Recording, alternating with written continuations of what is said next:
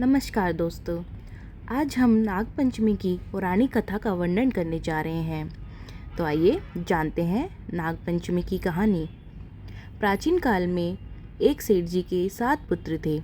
सातों के विवाह हो चुके थे। सबसे छोटे पुत्र की पत्नी श्रेष्ठ चरित्र की विदुषी और सुशील थी, परंतु उसके भाई नहीं था। एक दिन बड़ी बहू ने घर लीपने को पीली मिट्टी लाने के लिए सभी बहुओं के साथ चलने को कहा, तो सभी दलिया और खुरपी लेकर मिट्टी खोदने लगी। तभी वहां एक सर्प निकला, जिसे बड़ी बहू खुरपी से मारने लगी। यह देखकर छोटी बहू ने उसे रोकते हुए कहा, मत मारो इसे, यह बेचारा निरपराध है। यह सुनकर बड़ी बहू ने उसे नहीं मारा। तब सर्प एक और जा बैठा।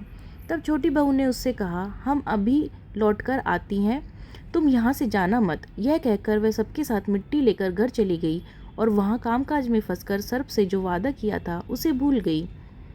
उसे दूसरे दिन वह बात याद आई, तो वह सबको साथ लेकर वहां पहुंची और सर्प को उस स्थान पर बैठा देखकर बोली, सर्प भैया नमस्कार। सर्प ने कहा, तू भैया कह चुकी है इसलिए तुझे छोड़ देता हूँ, नहीं तो झूठी बात कहने के कारण तुझे अभी डस लेता। वह बोली, भैया मुझसे भूल हो गई, उसकी क्षमा मांगती हूँ। तब सर्प बोला, अच्छा तू आज से मेरी बहन हुई और मैं तेरा भाई हुआ, तुझे जो मांगना हो मांग ले। वह बोली, भैया मेरा कोई नहीं है, अच्छा हुआ जो तू मेरा भाई बन गया। कुछ दिन व्यतीत होने पर वह सर्प मनुष्य का रूप रखकर उसके घर आया और बोला कि मेरी बहन को भेज दो। सबने कहा कि इसके तो कोई भाई नहीं था।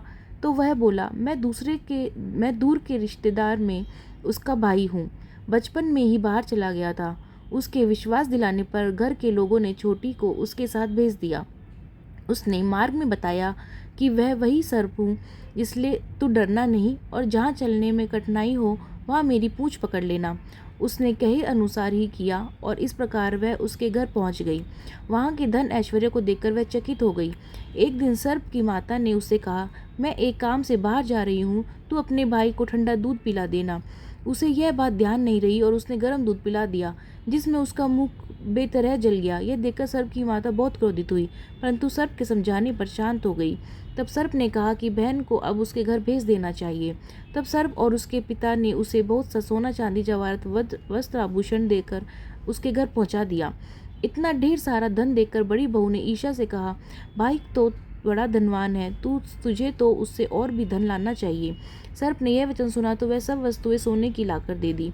यह देखकर बड़ी बहू ने कहा, इन्हें झाड़ने की झाड़ू भी सोने की होनी चाहिए। तब सर्प ने झाड़ू भी सोने की लाकर दे दी। सर्प ने छोटी बहू को हीरा मणियों का एक अद्भुत हार दिया। उसकी प्रशंसा उस देश की रानी ने भी सुनी और वह राजा से बोली कि सेठ की छोटी बहू का हार यहाँ आना चाहिए। राजा ने मंत्री को हुक्म दिया कि उससे वह हार लेकर शीघ्र उपस्थित हो। मंत्री ने सेठ जी से जाकर कहा कि महारानी जी छोटी बहू का हार पहनेंगी, वह उसे लेकर मुझे दे दो। सेठ जी ने डर के कारण छोटी बहू से हार मांगकर दे दिया। छोटी बहू ने यह बात बहुत बुरी लगी। उसने अपने सर्प भाई को याद किया और आने पर प्रार्थना करी, भैया रानी ने हार छीन लिया है, तुम कुछ ऐसा करो कि जब वह हार उसके गले में रहे तब तक के लिए सर्प बन जाए और जब वह मुझे लुटा दे तब हीरो और मणियों का हो जाए। सर्प ने ठीक वैसा ही किया। जैसे ही रानी ने हार पहना वैसे ही वह सर्प बन गया। यह देखकर रानी चीख पड़ी और रोने लगी। यह देखकर राजा ने सेठ के पास जा खबर भेजी कि छोटी बहू को तुरंत भेजो। सेठ जी डर गए कि राजा ने क्या करेगा। वह स्वयं छोटी बहू के साथ लेकर उपस्थित हुए। राजा ने छोटी बहू से पूछा, तूने क्या जादू किया है, मैं तुझे दंड दूंगा। छोटी बहू बोली, राजन धृष्टा क्षमा कीजिए, यह हार ही ऐसा है कि मेरे गले में हीरे मणियों का रहता है और दूसरों के गले में सर्प बन जाता है। यह सुनकर राजा ने वह सर्प बना हार उसे देकर कहा, अभी पहन कर दिखाओ। छोटी बहू ने जैसे ही उसे पहना वैसे ही वह हीरे मणियों का हो गया। यह देखकर राजा को उसकी बात पर विश्वास हो गया और उसने प्रसन्न होकर उसे बहुत सी मुद्राएं भी पुरस्कार में दी। छोटी बहू अपने हार और इन सहित घर लौट आई। उसने धन को देखकर बड़ी बहू ने ईर्ष्या के कारण उसके पति को सिखाया कि छोटी बहू के पास कहीं से धन आया है। यह सुनकर उसने पति ने अपनी पत्नी को बुलाकर कहा, ठीक ठीक बता कि यह धन तुझे कैसे देता है, कौन देता है। तब वह सर्प को याद करने लगी।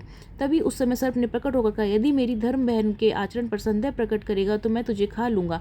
यह सुनकर छोटी बहू का पति बहुत प्रसन्न हुआ और उसने सर्प देवता का बड़ा सत्कार किया।